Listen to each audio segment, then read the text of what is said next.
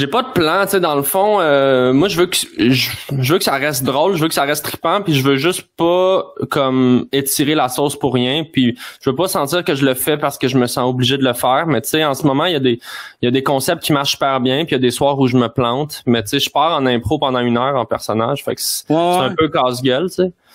Mais quand ça marche, ça marche. Ton personnage de dessinateur vulgaire, ouais. T'as ton Herbie Moreau, ouais. Genre un mix entre Herbie Moreau puis genre PO. Ou pas PO, ouais. PL Cloutier. Il y a un petit peu une énergie de YouTuber, là, tu sais, il est vraiment très impressionné par les vedettes, tu sais, il est très showbiz, mais en même temps, il a comme rien à dire.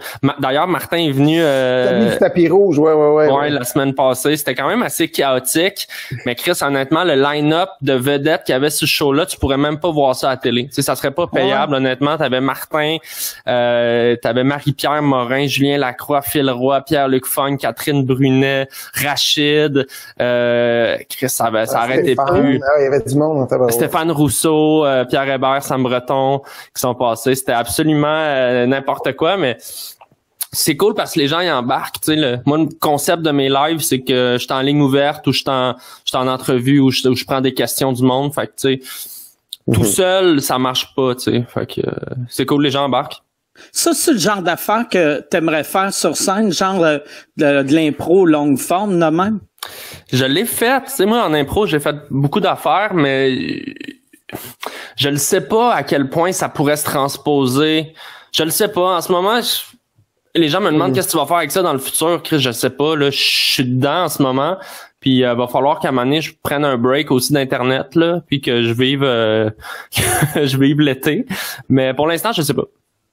Le pire, tapis rouge, ça marcherait à télé, genre à V, ramener Flash. Tu sais, je verrais ce personnage-là animer Flash. Mais le problème, c'est qu'on dit de la style marde, tu sais, puis ça serait pas payable à la télé parce que juste le concept de ça, c'est que j'ai des grosses vedettes pour vrai. Ouais.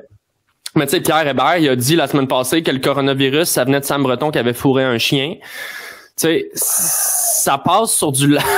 Ça passe sur du live. Je suis pas sûr l'avocat de V, il trippe, tu sais. C'était trash, tu sais, c'était trash, mais... Mais c'est vrai que tu peux pas te payer dans un show, mais genre un magazine, vraiment comme Mike il dit, tu sais, tu te rappelles les plus vieux, Pierre Brassard, là, Raymond Baudouin qui allait voir le monde, ouais. Tu sais, de cette façon-là, t'arrives sur un tapis rouge de gala avec ta caméra, puis tu déconnes. Ça pourrait marcher, en effet, comme je pourrais ramener ce personnage-là dans un gala en stunt, mais tu sais, je pense pas que je pourrais faire un show télé avec ça. Ah ouais? Ouais, ça serait payant, ce personnage-là qui anime genre le pré-show du gala des artistes. Ouais, c'est vrai, ça, c'est bon. Ouais. Mais encore là, je sais pas à quel point les gens y ont le niveau, parce que moi, ce personnage-là, il rit un peu du vedettariat, tu sais, je ris des chroniqueurs showbiz. Mais c'est ça qui est drôle. C'est ça qui est drôle, mais je sais pas si grand public-wise, tout le monde a le niveau de tout ça. Mais en tout cas, ça dépend beaucoup comment la vedette se prête au jeu, là. Mais peut-être, qui sait. Ça, toi, Martin, t'as jamais fait d'impro, hein? Je n'ai fait... je n'ai pas fait dans ligue d'impro. Je n'ai fait au secondaire quand j'ai commencé... Puis j'aimais ça, tu sais, c'était comme mes premiers pas de faire de l'humour, parce que je savais même pas c'était quoi, puis ça scorait là, tu sais, ça marchait bien. J'aime beaucoup improviser. Je le faisais beaucoup d'un bar quand j'ai commencé à animer d'un bar. Écoute, je me faisais un 10-12 minutes à chaque semaine, en revenant de l'entracte, improviser du crowd work, en fait, déconner puis improviser à l'école de l'humour quand on essayait des affaires, mais dans une ligue d'impro, ça a jamais vraiment donné, puis on dirait que ça m'attirait. J'étais comme super occupé, puis je voyais pas... j'aimais mieux aller faire des shows d'un bar que, tu sais, quand t'animes... Moi, j'ai animé à chaque semaine pendant des années, il faut que tu prépares ton stock, là, tu sais, t'avais un numéro d'ouverture, présenter les invités, c'était puis je faisais des galas, je montais mon show, fait qu'on dirait qu'à chaque fois que j'ai été invité, même par la LNI, puis tout ça, j'étais comme...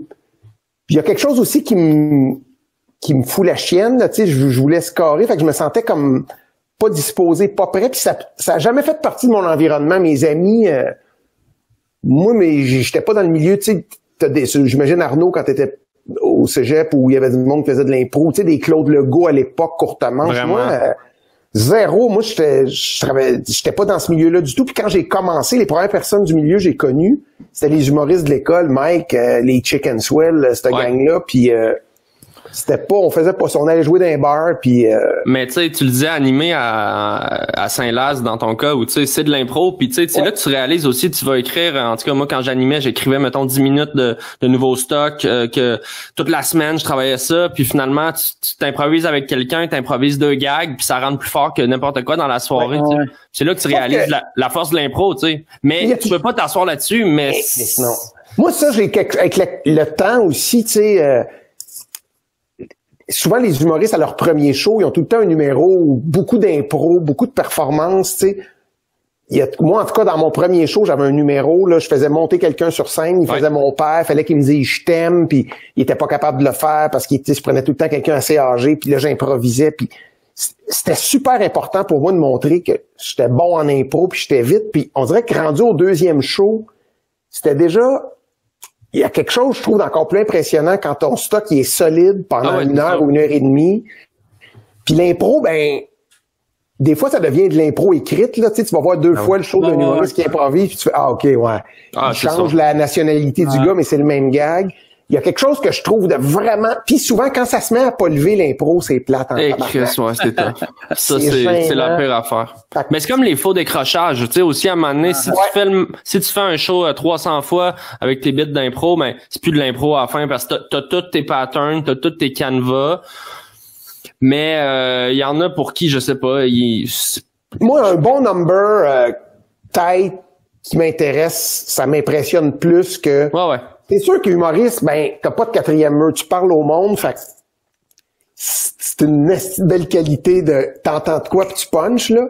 Ça, j'aime ça. Mais quand ça devient un 10, 15, 20% du show, moi, il y a quelque chose qui me turn off un peu. Ben, il y en a qui le font tellement bien. Tu sais, Sugar Sammy, c'est impressionnant, mais c'est la même affaire. Ça devient des patterns. C'est comme s'il y a une banque de jokes infinie sur tout le monde. Ça devient un numéro. Ouais, puis il y a ses callbacks même placés, puis...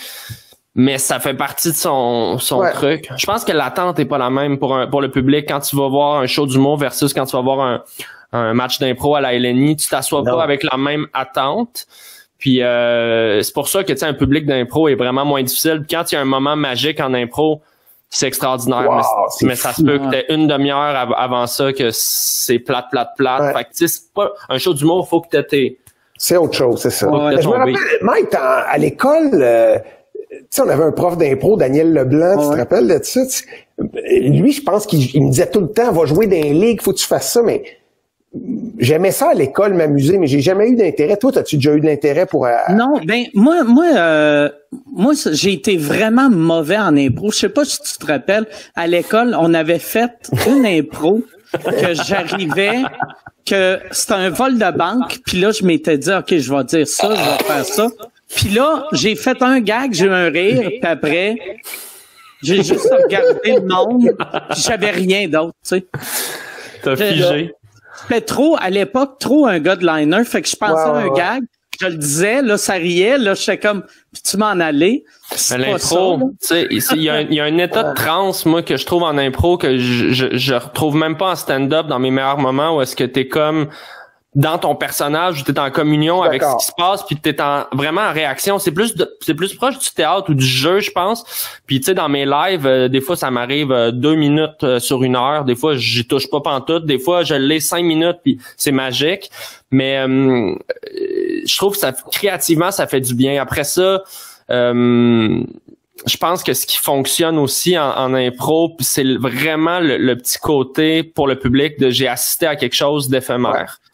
Puis c'est pour ça que l'impro filmé, je suis pas super fan. C'est là que ça se passe. Faut que tu sois là. C'est là. C'est vrai que les moments, j'imagine Mike, toi aussi, quand tu sais, il se passe de quoi, puis tu punches ne serait-ce que 2-3 lignes sur scène, improvisées sur un moment qui est arrivé. Il y a quelque chose d'euphorisant comme ça se peut pas. Mais vous le faites dans vos shows, les gars. Tu sais, je vous ai vu une couple de fois. S'il se passe de quoi dans la salle, tu n'as pas le choix de l'accuser. Si quelqu'un rit weird, arrive en retard, dit de quoi, il faut que tu sois... Mais c'est vrai qu'il y a quelque chose d'euphorisant quand t'as une grosse claque sur des lignes d'improviser. C'est magique, là.